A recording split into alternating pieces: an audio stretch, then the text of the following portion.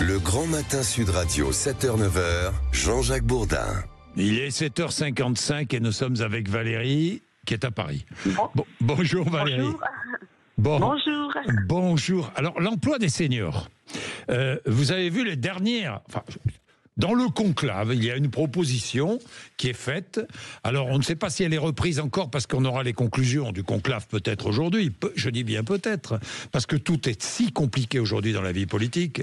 Mais apparemment, il y a une proposition du gouvernement, si j'ai bien compris, et qui nous dit quoi? Qui nous dit que il y aurait la mise en place d'une prime pour maintenir les seniors en emploi.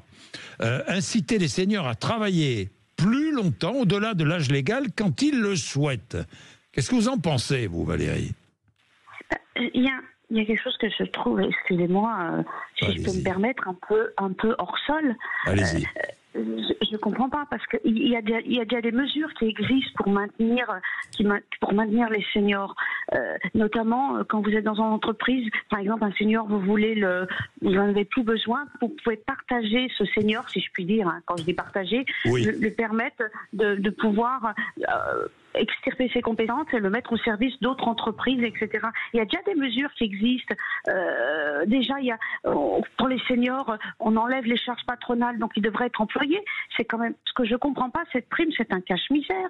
Ce qu'ils veulent, les gens, c'est travailler. Ils veulent pas qu'on les prenne en pitié. Excusez-moi. Non, mais là, c'est pas. Mais s'ils veulent travailler, s'ils touchent une prime en plus pour travailler, c'est quand même bien, non, Valérie? Moi, j'essaie d'être positif. Non, mais je suis d'accord, mais pourquoi toucher une prime pour travailler? Les seniors, ils veulent pas toucher une prime pour travailler. Non, mais d'accord. Ils veulent qu'on les emploie. Mais ils veulent qu'on les emploie, je suis bien d'accord.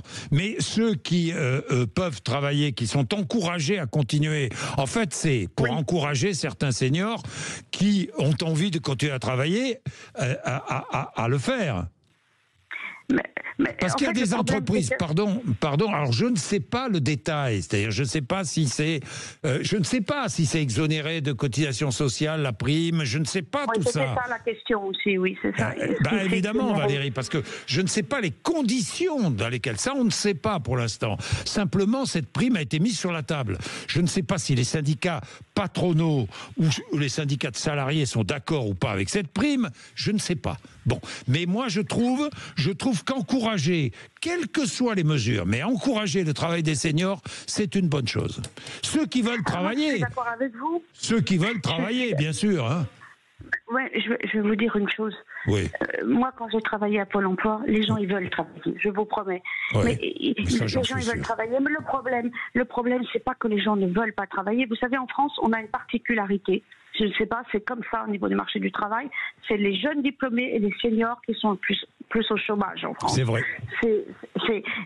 Mais le problème, c'est pas qu'ils veulent pas travailler. Je peux vous dire qu'il y en a plein qui envoient des lettres, mais c'est les entreprises qui veulent pas les prendre. C'est vrai. Et pourtant, ils sont exonérés. Non, mais la question, c'est que je pense qu'on pose, comment je peux m'exprimer ainsi? On met le problème au mauvais endroit. Vous savez, c'est comme un angle d'un article.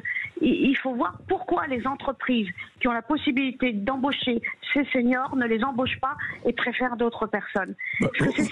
Vous savez, Valérie, pendant longtemps, j'ai entendu dans les entreprises, oui, les personnes âgées coûtent cher, beaucoup plus cher que les jeunes, donc c'est la raison pour laquelle on s'en sépare. Mais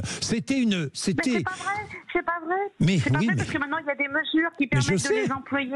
Vous avez raison. Il y a plein de mesures qui existent. Il y a tout un arsenal qui permet d'employer les seniors à l'heure actuelle et que ça coûte pas très cher aux entreprises. Donc ça, ce sont, excusez-moi, si je peux me permettre, d'un peu des poncifs parce que on peut les employer. Mais c'est que le problème, c'est que ça vient d'en haut. Les gens ne veulent pas. Comment se fait-il que ces grandes entreprises, je parle notamment celles du CAC 40, qui ont eu beaucoup d'aide pour les contrats de professionnalisation, pour les alternances. Vous savez que les contrats de professionnalisation et d'alternance, même pour les seniors, il y a une partie qui est payée par l'État français. Pourquoi ces gens-là, en retour, qu'on les a aidés à employer ces gens, ils ne fassent pas un effort? Eh bien, vous avez raison, Valérie. Vous avez raison, Valérie. Je pense que le problème, il est situé dans un autre côté. Et c'est Bien. ce côté-là qu'on voit pas. Alors on essaye de compenser, excusez-moi, par des Bien. primes, c'est comme des pansements. Mais le vrai problème, c'est comment oblige-t-on les entreprises, ça la vérité, comment regardez. oblige-t-on les entreprises à prendre leurs responsabilités, eux Bien. qui ont eu beaucoup d'aide, et Bien. d'employer les Merci. seniors. On Merci, leur demandait Valérie. encore à l'État, toujours, à Merci payer, vous Valérie. voyez. Je suis obligé de vous couper parce qu'il est déjà 8 heures, je déborde. Voilà, merci Valérie, dans tous les cas on a compris votre message. Il est 8 heures.